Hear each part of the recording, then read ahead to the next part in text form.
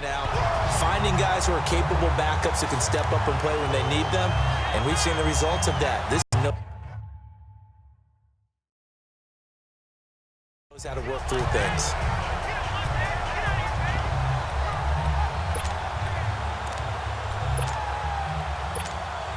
Goal line offense, something they've really been emphasizing in practice lately. Now they have a chance here to put all that hard work to use.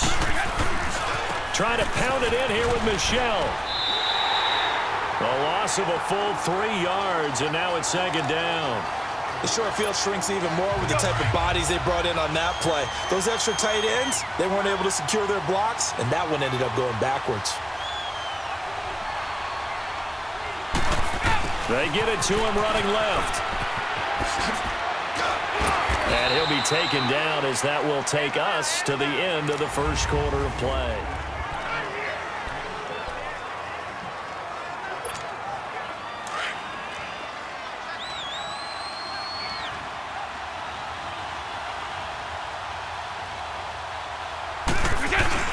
They'll try to run it in. Michelle runs through the contact. And he keeps fighting his way into the end zone for a Patriot touchdown.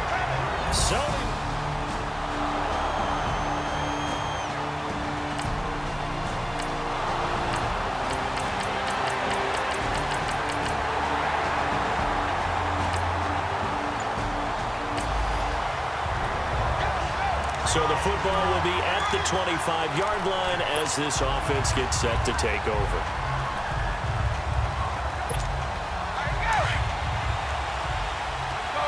No, 66.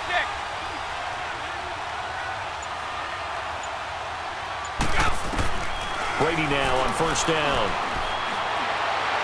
So tough to stop Gronk. Unable to get it to Gronkowski that time. And that'll bring up second down.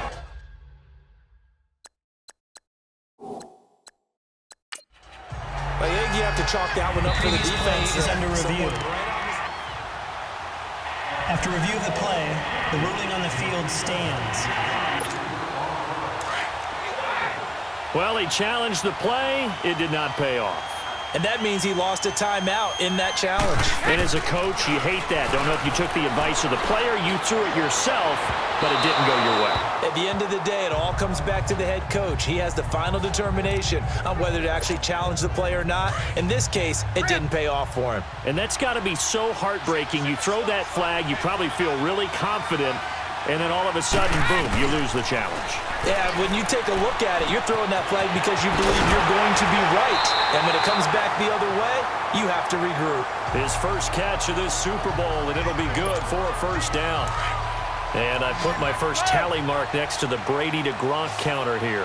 I think it may be the first of many because once they get going, look out, things tend to snowball. And now a fumble. Brady loses the football. But I think the Patriots are going to hang on to the football. They do. They get it back. On plays like this, when the ball comes free, it's often unusual for the team that lost it to get it back because this is the quarterback. The ball gets away from him. Everyone else is trying to execute what they're supposed to do on offense. They're usually looking in the other direction, downfield, or have moved away from him. In this case, though, a teammate is able to come up with the ball. Oh, nearly picked. And maybe lucky there. This guy doesn't drop many defensively. Third down. But one thing that I've liked defensively is that they've shown him a lot of different looks here in the first half. They've come after him. They've sat back. I think that's what you need to do to keep an offense guessing. And they certainly have kept them on their toes. That's why they haven't had much success on the scoreboard. And he can't hang on to it. Nearly picked. He's known for his hands defensively, but instead it just brings up fourth down. And based on my math, they've only converted one time thus far in this game, so you can see the frustration starting to come out a little bit. Third downs, they've been a problem for them all game. They've got to start becoming solutions. He's going to let this go deep, back over the middle. And they will not be able to hook up there. It's incomplete. Boy, a real heads.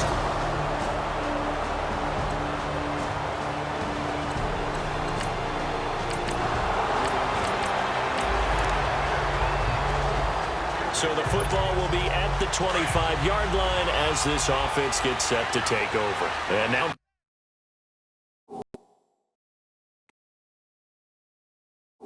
The Patriots. And on that last drive, went for it on fourth, turned it over.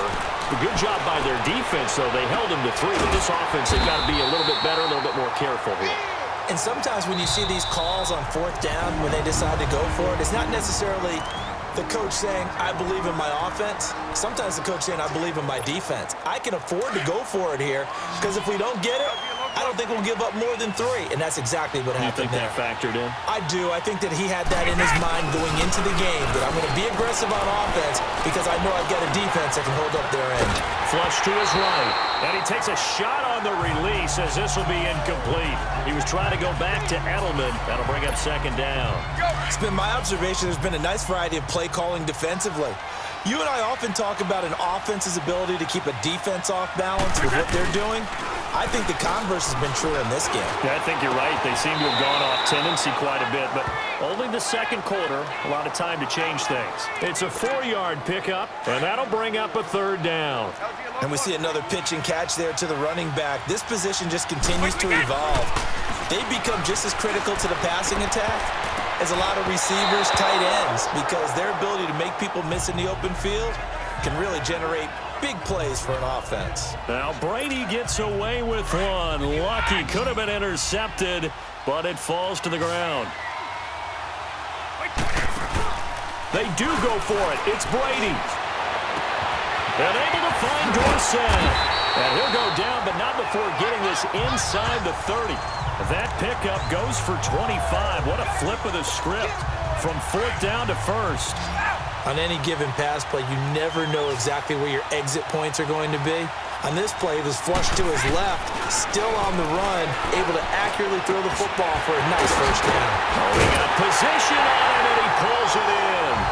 And he'll take it into the end zone for a Patriot.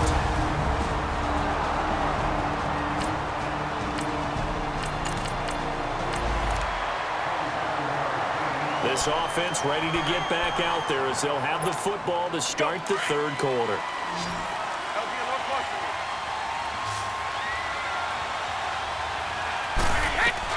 Brady now on first down. He's going to air it out deep for Hogan. It's caught inside the 25. And all the way in. Touchdown, New England. Chris Hogan, his second.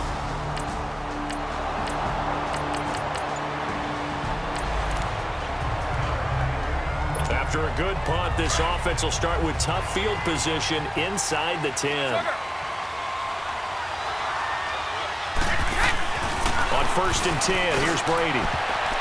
Oh, incomplete. A turnover would have really helped there. Almost intercepted. Instead, it's just second down.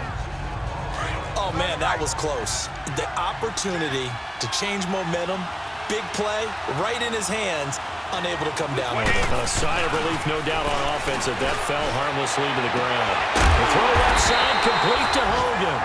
And he gets it to the 30 when it's all said and done. That one goes for 24 yards.